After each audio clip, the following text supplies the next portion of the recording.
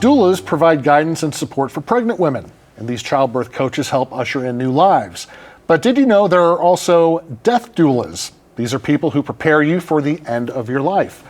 Carly Kotner is a death or end-of-life doula based in Bloomington Normal, and we're going to talk about her experience. Good to see you. Yes, thank you for having me. What title do you prefer? Death doula, end-of-life doula, something else?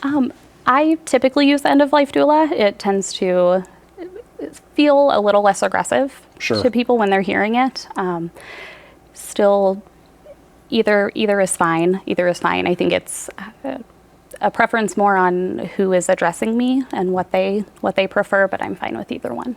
Well, as an end-of-life doula, that's something that I wasn't familiar with until about a month ago. Tell us what it is you do and what is your definition of an end-of-life doula? Okay. So I think the definition of an end-of-life doula is really kind of open to interpretation. I think if you lined 10 people up and asked what they think it is, it would vary. My goal as an end-of-life doula is just to hold space for the dying person and for their family, and allow them to kind of lead the way on what they want to experience in their death. When we are dying, I like to use the analogy that we're kind of like a flower and we wilt. So there are natural processes during the dying process and during that journey that a lot of people just aren't aware of, and it can be very scary. People don't like to talk about death. They don't like to think about it, and it doesn't have to be that way. So I think the main goal that I have is just to educate people on their options and let them know that death doesn't have to be this scary, looming thing. It's going to happen to all of us. We are here. It is part of it. And even though there absolutely are circumstances where we don't get to choose the way that we die, if we can hold some of that control, I think it can help the process be much better for us when it is our turn as the dying person, and also for our families in knowing that we felt some peace truly during that time. In doing some research on this, unofficially, end-of-life doulas have been around since the beginning of time. Yes. But really, it seems like in the last 15 years or so, the movement has kind of exploded worldwide. Yes. Tell me a little bit about how you first learned about it and what interested you in it. Sure. So I previously actually was working on getting my certification as a birth doula, and attended some births, loved it. It was wonderful. However, it wasn't until I was working in a skilled nursing facility and was bedside with people as they were passing that I realized that this is a very underserved community, not just seniors, but younger people who we had in the facility who were dying there, and they knew it. Families also just weren't prepared for what to expect. What are they going to see and smell and hear during that time, and just not able to really care for themselves as they are trying to care for their dying loved one. So it was then that I started thinking there really needs to be a person for this. I didn't look too deeply into it at that time. I just sort of assumed that role alongside my job at the nursing home at the time, and did what I could to kind of help keep people comfortable, keep families happy and supported, and just do what they needed, just be that support person for them. It was earlier this year, a mother of one of my daughter's classmates, she passed away in a horrible car accident earlier this summer. And knowing that the family was not prepared for that, she was very young, it really made me start thinking about my own morality. And while none of us want to go in a tragic, terrible way, I started thinking again about the residents at the nursing home, and some of them did have very specific wishes or regrets or things they mentioned while they were actively dying. And it made me just start to think, how can we support them, before they're there or during that dying process, and started thinking again, there has to be a person, there has to be a name for this. And I just looked up death doula, and I didn't know if that was going to turn anything up whenever I searched it, and it did. And I did some research. I looked into various groups that offered trainings and realized that I have acted in this role already so much, but there was still a lot to learn. So I signed up for a training and was awarded a scholarship with INELDA and got that training completed this summer. Well, congratulations. Thank you. INELDA, by the way, is the International End-of-Life Doula Association. We'll talk a little bit more about that association and some others in just a bit, but it sounds like, you're really an advocate for the person who is transitioning. Yes. And, someone may have a will that says, I want all my stuff to go to whomever, but it may not say, this is what I want at the end of my life. Yes, exactly. And I am, as an end-of-life doula, I'm certainly not a replacement for a lawyer. I am not a replacement for a licensed therapist or for hospice care. Hospice nurses are wonderful. They cannot and should not be replaced. But there are emotional and spiritual needs that can't always be met by the services that are in place. It's not a competition with the other care providers. It's just a non-medical role that I'm trying to fill and kind of fill in that gap where medical care ends and the spiritual and personal needs really begin. Whether it be, I've had people tell me that they all they wanted was to write a book. They just wanted to write their stories. And that was one resident at the nursing home. And I think about her all the time. She just wanted to write her stories, and we did that. I helped her with that. We, I would jot down what I could, and I don't know how much was true and how much she was gossiping, but she loved it, and it made her feel so good, and it was wonderful that she got to have a little bit of that before she passed. During my training, started thinking, if I got to plan my perfect death, if I had a good death, what would I want that to look like? What smells would I want? Would I want my family around or friends? Do I want children there? And how do I want my legacy to be honored? How do I hope to be remembered? And how can I do the work now to kind of hope that happens? The way that our loved ones die is remembered in every fiber of our being. I don't know anyone who hasn't experienced a great loss at some point. We all will. And if it goes smoothly, we remember that. And if it goes really poorly and it's a horrible end, we remember that too. So my goal is just to help people have the good death that they want for themselves and for their family members.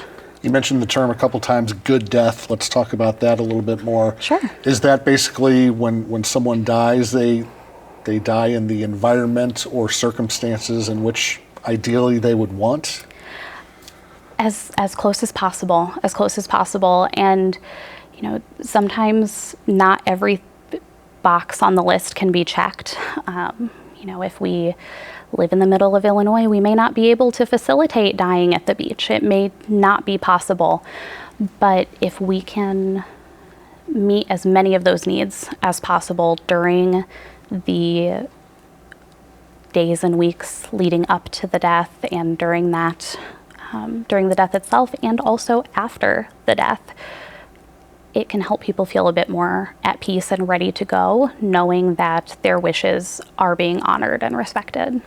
It seems like it could help the family too. Absolutely. Knowing that if their loved one has to go, they're going to go out their own way. Yes, absolutely. My grandmother had very, very silly wishes on what happens with her after she passes. And every single silly wish that she had, we honored. Is it what I would want for myself? No, but it's not about me. And when I die, it's not about it is about my family. I do want them to cope and grieve in a healthy way. However, what I choose for myself does not have to be the same thing that someone else chooses. You mentioned before that you're not a hospice nurse, but Correct. you would work alongside that. And as with a life, beginning of life doula, you're not prescribing medications or doing anything in the medical side of it. Correct. So I wear many hats. Professionally, I do work in the medical field. I am not a nurse. However, when I am entering the space bedside with someone who is passing or is planning their death, whether it be legacy work or otherwise, I am no longer acting as a medical professional. I am there as a support person, and they are guiding the way. So no, I do not prescribe medications. I can offer information. I can kind of refer elsewhere. I can provide other contact information for those who can. If somebody is in need of recommendations for hospice companies, I can supply that, but that is not something that I do myself. Where does spirituality fall in all this? Because I know that there's some people who are spiritual, others aren't. Sure. There are probably end-of-life doulas who are and who aren't. So Yeah. how does all that work? It really just falls back on, it's not about the doula. It's not about my wishes. What I believe does not matter. I am happy to assist someone whether they have spiritual connections or not. That does not, it doesn't affect my ability to do my job or to provide that support and that service. I may not know everything because no one does. I am not an expert on religion or various spiritual practices, but I am happy to learn. And even just talking about, as the dying person, talking about what they believe can still help. It can still bring peace if they choose to. If they want to educate me, I will listen. I will gladly listen. I will learn what they need and try to provide that, or try to find a community who could. Sure. Let's talk a little bit about the organization that you got some training from. Yes. You mentioned them first, INELDA, the International End-of-Life Doula Association. How does that, we know as a doula you're not licensed by the state. Correct. I guess technically anyone can call themselves an end-of-life doula, but you've taken specific training Yes. through this organization. Can you tell us a little bit about that training? Yes. So I took it was a 3-day intensive with much more pre-work ahead of time. There was a lot of work I had to complete beforehand, a lot of research I had to do to prepare for the class. And then it was a 3-day intensive. It was about 40 hours that I was with the class and with our instructor, just soaking it all in. There was work we had to do after as well to show what we had learned and how we plan to apply this to our future practice. There is further certification that's available within INELDA. So I am an INELDA trained end-of-life doula. I am working toward my certification. They have very strict protocols that you have to follow before you can become certified with them. So there is an application process and a certain number of cases that I will have to present them before they will review my application. There are other groups as well that offer similar certifications, similar trainings, but this one aligned most closely with what I was looking to do. Anything surprise you that you learned when you got into the class, or anything unexpected? So not necessarily unexpected, but just something that I didn't know a lot about that now I am trying to find more information on was different options for dying. If we are faced with a terminal diagnosis, I have seen over the last several years, especially, lots of kind of aggressive or shocking articles written about what ultimately is medical aid in dying. Some people refer to it as physician-assisted suicide. It is not that. I hate that phrase. Medical aid in dying is not legal everywhere. There is legislation in process in Illinois to try to legalize it here. That is not, it's not an option for everyone. There is an application process. There is, however, there are no laws currently surrounding voluntary stopping of eating and drinking, which is something that I had not heard phrased that way. I know and knew from my time working in the nursing homes that toward the end of life, people want to eat less. They want to take less by mouth because their body is dying. It's no longer, it's coming to an end. The processes are no longer allowing them to eat and drink without feeling pain. Because there are currently no laws surrounding that option, it is something that can be considered by anyone at the end of life. It can be made more comfortable with help of your hospice nurse and providers. If they are on board, there are medications they can prescribe to make that process less painful for you. Ultimately, I guess a good example is if I were diagnosed with an aggressive cancer and I was told that there's nothing further that we can do, it is something I could consider, and ultimately my cause of death would be starvation or dehydration rather than dying from taking a medication that induces the death or allowing myself to continue to get sicker and dying of cancer. That is interesting. I think that's a topic for another program. It is. I'm sorry. That's okay.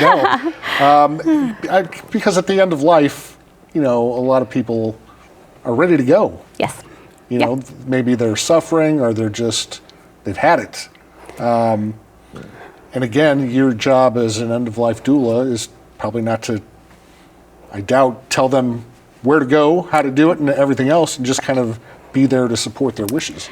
It really is. I sort of act as a mirror, and if they are saying that they are having, if they are voicing that they're having regrets, I can ask, do you want to talk about that? What are we regretting? What if given the chance, what would you have done differently? And just talking through those things can really help make the end of life feel less heavy. A lot of people hang on longer than what they want to, or longer than what their family wants them to sometimes, because they're just unresolved emotions, really. And our bodies are incredibly resilient. However, when we are ready to go, we should be able to go peacefully. Looking at the INELDA website, you're one of 11 trained doulas in Illinois. There may be more, but that's what was listed on the website, and you're the only one in central Illinois. So you potentially have a lot of, I don't know if the word business is what I want to use, but a lot of clients, potential clients. How does that work as far as, is this something that you eventually would like to do as a living? I don't know that it would be feasible. Because death is still a very taboo subject. People don't love to talk about it. There is no one beating down my door saying, please sit at my bedside or sit at my loved one's bedside. There are a lot of questions. There are a lot of, so what do you do? And how could this help?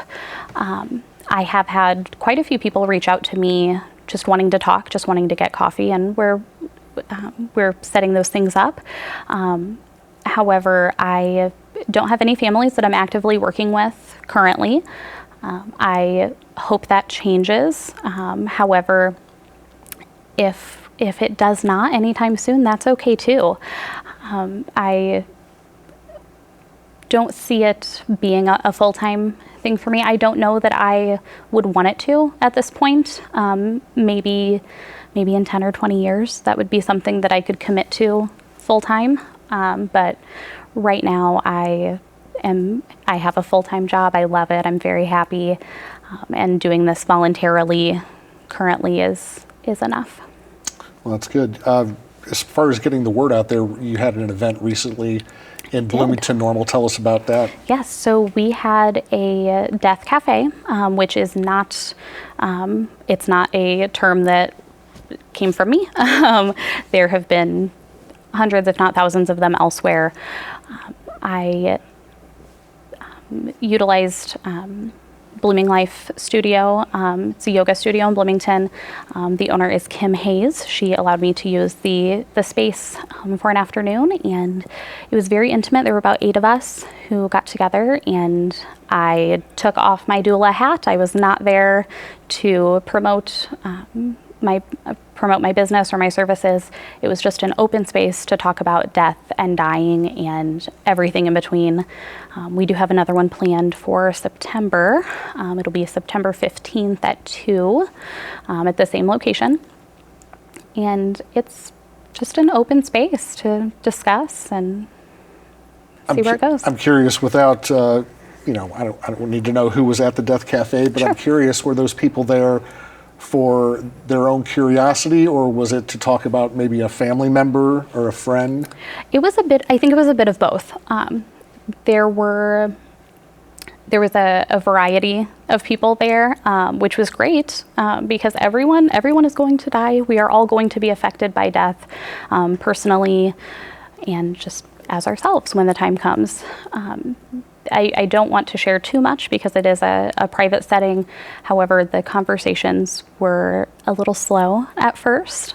They did pick up, and we shared about our fears regarding our own death, and it did get lighthearted in some parts, and people were apologizing, saying, "I'm sorry, I don't mean to make jokes," but it's okay because all of these feelings are acceptable and valid, and talking about big, heavy things all the time, you have to take a break. You have to find the light in it. Some people were discussing, how to have these conversations with their family members, how to encourage their parents to start planning and start thinking about what do they want at their end of life, and kind of how to bring up that topic without feeling like you are digging a hole for them. And it's not that we are wanting anyone to go anytime soon. We absolutely don't, but it is important to plan. Yeah, and too many people go just like that. My dad dropped dead of a heart attack. He didn't have time to tell anybody what he wanted, and Right. I guess, if you have an illness where okay, I'm going to go soon, you can make the best of that time that you have left. Yes, absolutely. Absolutely. And you don't have to wait for an illness or any terminal diagnosis to start thinking about these things. In June, during my training, we were heavily in that headspace of, what do you want your death to look like? And since then, I've revisited and kind of changed some things in my journal. I'm like, no, I think I would like this instead. So it's important to think about and just revisit every few months and see if there's anything you would want differently. One of those things that's not easy to talk about, but for someone like you can kind of get the ball rolling. And I'm sure, that the cafe people were very hesitant at first, but once they heard other people talking and said, oh, it's okay to talk about this, we'll make it. Carly, what's the best way for people to get a hold of you if they have any questions? So I do have a Facebook page for my business. It is Reverent Partings. You can also find me at reverentpartings.com, and all of my contact information is there. My email and phone number is listed there as well. I have a feeling once people see this, not only are they going to have questions, but some people might be interested in actually getting into this field because it's I hope so. it's interesting. It's like you said, it affects all of us, whether we like it or not. Yes, absolutely. Carly Cotner, End of Life Doula, thanks for joining us. We appreciate it. Thank you for having me. Anytime. And thank you for joining us. That is our time for now. Be sure to check us out on Facebook and WTVP.org. You Gotta See This is next.